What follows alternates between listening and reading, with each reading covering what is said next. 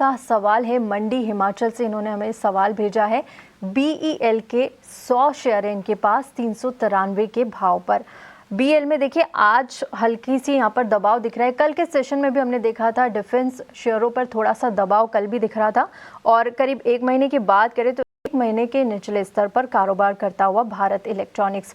अजीत जी, क्या राय होगी? इन्होंने नजरिया तो नहीं दिया है, लेकिन आप शॉर्ट टर्म और लॉन्ग टर्म दोनों पर राय रखिएगा। बिल्कुल दीप्ति, देखिए यहाँ पे अगर आप लॉन्ग टर्म की बात करते हैं तो definitely one of the best performing names with in the defence basket, और काफी स्ट्रॉन्ग परफॉर्मेंस के बाद एक करेक्टिव फेज जो हम देख रहे हैं स्टॉक में पिछले करीब 1-1.5 महीने से अपने रिकॉर्ड हाई से करेक्ट किया है। हो सकता है कि ये करेक्शन थोड़ी सी और डीपन हो। अगर शॉर्टर ड्यूरेशन की बात करूं तो मैं 370 तक के लेवल्स करीब 15-20 रुपए और शायद थोड़ा सा और उससे ज्यादा आपको एक करेक्टिव टून देखने को मिल जाए। तो शॉर्टर ड्यूरेशन डेफिनेटली आपके पास लॉन्ग पोजीशंस नहीं होनी चाहिए। मींस यहाँ पे करीब अभी भी 7-8% का डिक्लाइन हो सकता है करंट लेवल्स पे, बट लंबी अवधि के लिए अगर आपने इन्वेस्ट कर रखा है तो डेफिनेटली बने रह सकते हैं, बिकॉज इस तरीके के करेक्टिव फेज आना नॉर्मल है जब आप एक बहुत स्ट्रॉन्ग परफॉर्मेंस देते हैं।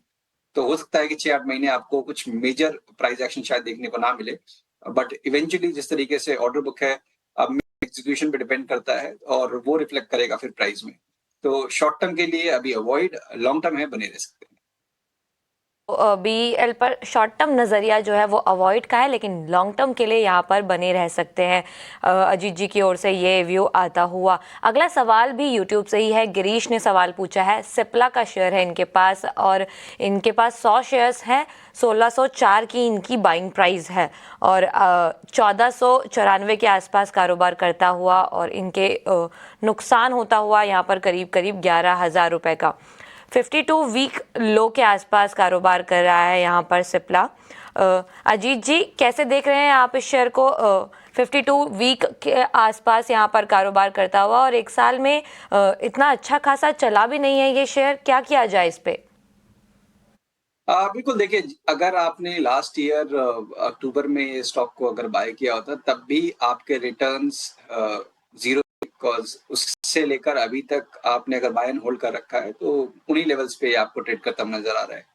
तो इस तरीके से आप देखेंगे तो आपको डेफिनेटली लगेगा कि नुकसान हुआ, but at the same time अगर मैं देखूं कि फार्मा एज अ बास्केट बहुत सारे स्टॉक है जहां पे बहुत ज्यादा वोलेटिलिटी हुई है ऊपर नीचे दोनों साइड पे, तो उसके कंपैरिजन में थोड़ा सा संभलता हुआ थोड़ा सा स्टेबल स्ट्रक्चर मुझे यहाँ नजर आता है।